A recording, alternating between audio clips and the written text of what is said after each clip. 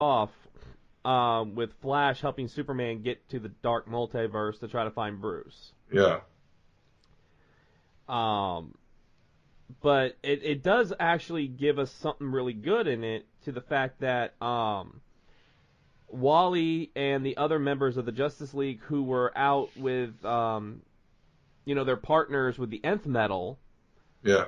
are all being pulled to Gotham. Barbatos wants all of them in Gotham.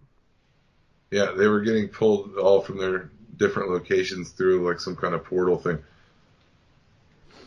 So, And Cyborg is actually, his head is still alive, and he's trying to contact them, and he's coming through in little buzzes through the radio pieces. And are they aware that Cyborg's been torn apart? I'm not. They know something happened to him, and he was able to communicate with them in this issue. And the Batman who laughs. Now that's why I can't wait for his one shot. Is he's really? I mean, Barbatos is the god. Yeah, he's the mouthpiece of Barbatos, though, too. So he take the four members of the Justice League. He gets Aquaman, Wonder Woman, Green Lantern, and the Flash, and they put them all in. Each of them are in separate like murder bat caves. Yeah, it's like he built. They said that was their Earth's Batman had built these, right? These were already there. I wasn't clear on that. Is that this was something Bruce Wayne had already built, like on Earth Zero or whatever? This is something that already exists. It says here. Now imagine if 7 Bruce Waynes put their heads together. What? Oh, okay, so they did it. What horror they could be capable of. If they were to say, develop separate murderous bat caves meticulously designed with each of you in mind. So I hope you appreciate our work, because you're going to die here. They have put those 4 members of the Justice League into separate bat caves where they are fighting their Bruce Wayne doppelgangers. Yeah, so Aquaman in the Drown, Green Lantern in the Daybreaker, so on and so forth. Yes, a scenario we've seen a few times throughout DC history in certain cases, but this is the first time they're fighting, I guess, Bruce Waynes. Yeah. Multiple Bruce Waynes. And Bryce Wayne. One Bryce Wayne. One Bryce Wayne. Another issue that came out, I haven't read it yet, but I'm going to read it, and I'm pretty excited for it. DC's House of Horror. Yeah, I kind of want to check that out, too. It's got several stories. I looked writers. at it for a minute, and the one in the beginning is like a weird alternate Superman. If Superman as a baby crashed, and it was just a vicious little monster alien that attacked the kids. That one was kind of good, but I didn't get that far into it. Yeah, there's several ones. There's a Wonder Woman one. There's a Harley Quinn story. Some really cool artwork. Some artwork that kind of looks like old school, like 40s artwork. Yeah, EC style. Like Tales from the Crypt. I thought the artwork in the Superman one was pretty good. I didn't get far into it, but I just saw that first story. Yeah, but I also, the other big storyline that's kind of going on in DC is the Mr. Oz storyline. Right. And it's going on, it's kind of linking up. Action and Detective are linking up. They're kind of crossing over right now. Because in Superman, in Action, we get Jor-El is with Jonathan Kent and shows him like a holographic, this world that he's found or created or whatever that's a planet of superpowered people. And so he tells John Kent, who was Superman's son, you can go here and you don't have to hide who you are. You can show your powers and be who you are all the time. A la Magneto kind of thing. He's like, don't hide who you are. You shouldn't have to hide behind the, secret identity. And he says that it's silly for Clark to be, acting like Clark Kent. And he wants to take the whole family. He even said because Lois is so intelligent, she can come with him and the whole family can go and they're just going to abandon Earth. And so Clark isn't too happy about that. And Jor-El they come back together and Clark isn't too happy about it, saying that there's no way, you're my father, there's no way that you could be, I can't believe my father is not the hero that I thought he was for sending me here to save these people or whatever. And they get in this argument about how Earth people aren't worthy. So it's still kind of up in the air as to whether this is really Jor-El. Right. I'm kind of thinking it is, but and he's just kind of an alien dick. Because if you remember, New 52 Supergirl refused to speak English or any Earth language. She spoke Kryptonian.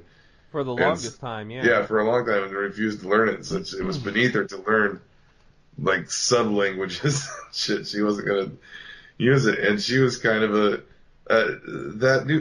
what I kind of liked about New 52 Supergirl was that she was so alien. She was more alien than the Superman at the time. He was trying to integrate into the human society, and she just didn't give a shit.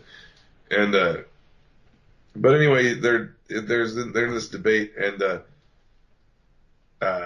Jonathan Kent is more or less saying he wants to go to this world and check it out and meet these other kids that have powers too and stuff. And so we're still wondering whether or not Jor-El is Mr. Oz.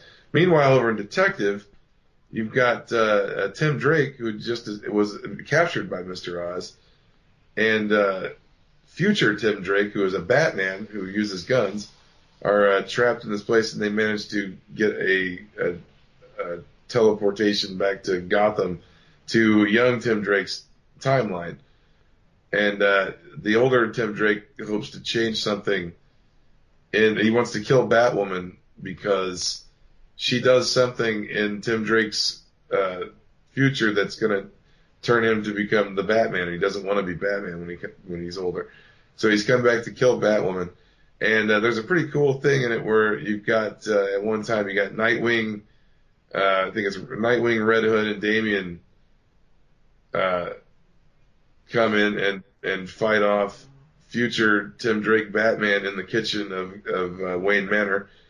And but then there's a thing about, like, on a radio in one of the panels, it's linking up talking about what Superman had just done, which was, in action, he had stopped a chemical weapons attack. Two people had, Mr. Oz has set off conflict, like, all over the earth, starting warring factions against each other to try to prove to Clark that humanity isn't worth it.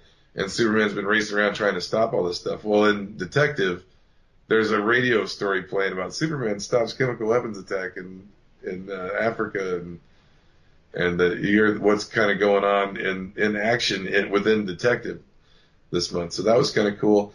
And I'm guessing at some point they're going to officially, like, link together the Tim Drake Mr. Oz Superman connection. Could be something to do with Jonathan Kent's team up with Damian and Super Sons too. I'm wondering I'm not sure if it's carrying over. This might even be part of Super Sons, as far as I know. I haven't been reading that book, but I might have to go back and check it out because I did want to read it. But that's what's going on in action in Detective, for anybody interested. Some good stuff right there. Tell you what. I mean, yeah, the Detective arc is pretty cool because it's Tim Drake is finally back. I'm assuming, and there's the new older Batman Tim Drake's kind of a badass dude, and he enacts some kind of new program into the Batcave too, which is kind of crazy. That's something he's been working on for, like, he's got 15 years on all of them of just nothing but being a hard ass Batman computer genius. So it's a pretty good story. I'm wondering what's going to go down with that with action later on down the road. I'm kind of excited for that. Oh, sorry. Congestion sucks. It, like, just hit me really, really bad. Woo! All right. So, that's your comics for the week. There's a lot more there. But, yeah, there's so many books, it's hard to get through. And plus, it would be, like, a lot longer than a 10-minute review if we did all of them, because there's a ton of them. Oh, yeah, there's a lot. So, and we're only doing the ones we feel qualified really talking about, because they're ones that we read or want to read that are coming out. But there's a whole bunch of titles that we normally that we don't know what's going on, so we tend to, like, don't review those, so we don't, sound like idiots reviewing something we don't know about. But yeah. You know how it goes. You got to pick and choose. You gotta pick and choose. But we want to thank you all for joining us once again for Horrorfest, as per usual. It's always a lot of fun. And we'll be back next week as we start talking about Turkey Day. That's right. And when we both feel better, there'll be a much much more going on with the show. Like I'm tired, as you could probably hear in my voice, and Spin is sick. So we'll be back to our normal selves next week. Halloween has drained us out. We're done. It has drained us. Yeah, we will be back definitely. So Crystal will tell us everywhere that we are. The Nerd Rage Renegades are on the air every Wednesday on Podbean, Stitcher, Player FM, iTunes, Google Play, and every Thursday on GamingRebellion.com, Filling the Void Podcast Network, and now iHeartRadio. So you can follow Chief at SpaceChief75. You can follow me at the Nerd Rage Renegades official Twitter account. Of course, Facebook.com/NRR Truth Radio. And every single week, you can catch us there. And on October 31st, make sure you go over to our YouTube channel, Nerd Rage Renegades on YouTube, because we're dropping the Legend of Bigfoot commentary. Yeah, I can't wait to hear that back. I can't remember all the stuff we were doing during that, but oh man, I think it's probably pretty funny. So if you guys want to hear some commentary along with your Ivan Marks, go to YouTube on the 31st. Definitely. We'll be having it there. So, until next time, Chief, happy Halloween. Good night, everybody.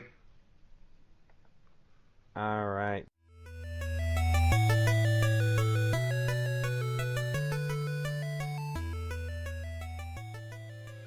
Nerd Rage Renegades.